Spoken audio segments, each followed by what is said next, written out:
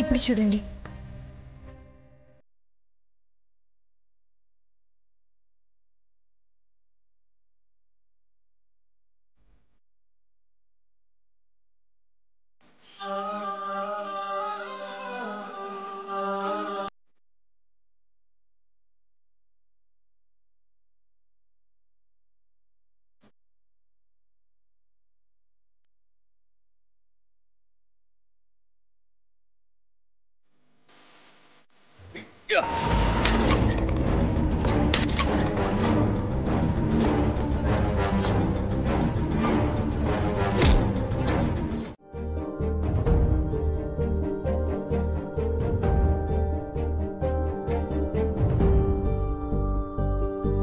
బావా, ఇంతకుముందు ఈ పిలుపు ఎంతో తీయగా ఉండేది, ఇప్పుడు అసహ్యంగా ఉంది. జరుగుతున్న యాగం నీకు తప్పుగా అనిపించటం లేదా? మరి కాసేపట్లో మొదలు కాబోతుంది. ఆపడం నా వల్ల కాదు, నీ వల్ల అవుతుంది. నీ కళ్ళల్లోకి చూస్తూ గంటలు రోజులైనా ఉండిపోవాలనిపించేది.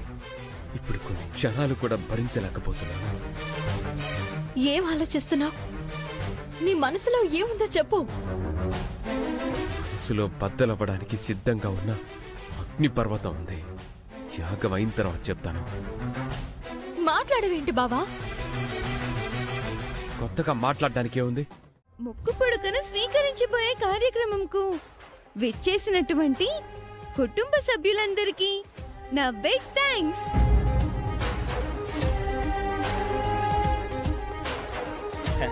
చప్పట్లు చప్పట్లు చప్పట్లు.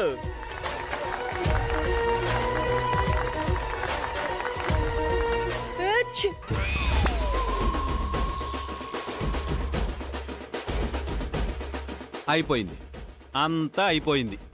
ఏమైపోయింది? అయ్యయ్యో, నా నోటితో నేను చెప్పలేను. పొట్టోడు పొడుగోడు కలిసి నాటకాలు ఆడకండి. ఇటువంటి వాటికి మేం భయపడేది లేదు, ఈ కార్యక్రమం ఆగేది లేదు. ఇలాంటి అపశకునాలను మీరు ఎన్ని క్రియేట్ చేసినా కుదరదమ్మా. దైవ కార్యంను దైవం తలుచుకుంటే ఎవ్వరూ ఆపలేరు పెద్దమ్మా. మీరు అనవసరంగా అపార్థం చేసుకోకండి.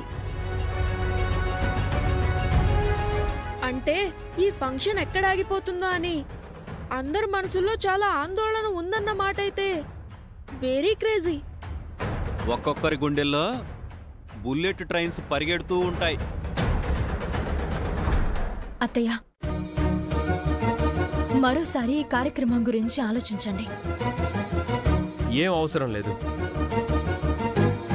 అమ్మ అనుకున్న విధంగా జరుగుతుంది.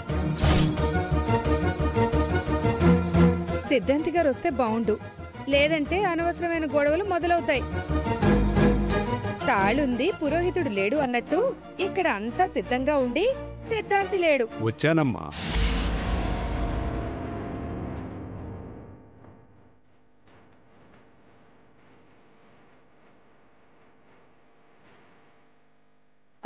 రండి స్వామి, రండి. నమస్కారం స్వామి. నమస్కారం అమ్మా. రండి రండి స్వామి.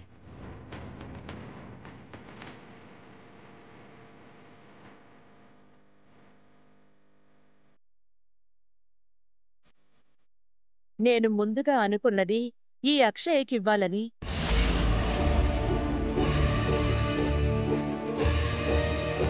ఇప్పుడు నిర్ణయించుకున్నది ఈ మనవరాలికి ఇద్దామని.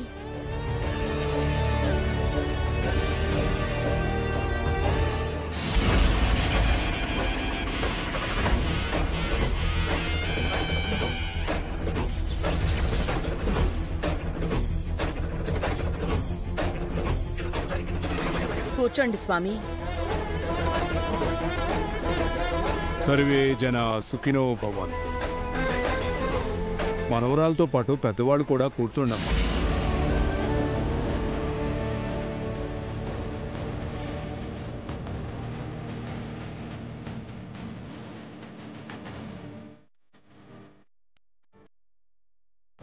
మనవరాలకి బొట్టు పెట్టండమ్మా.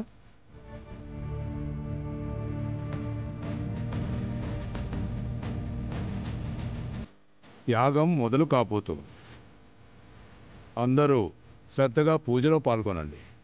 సిద్ధాంత్ గారు, చెప్పండి. ముక్కు పుడకని తీసుకురమ్మని చెప్పడం మర్చిపోయారు మీరు.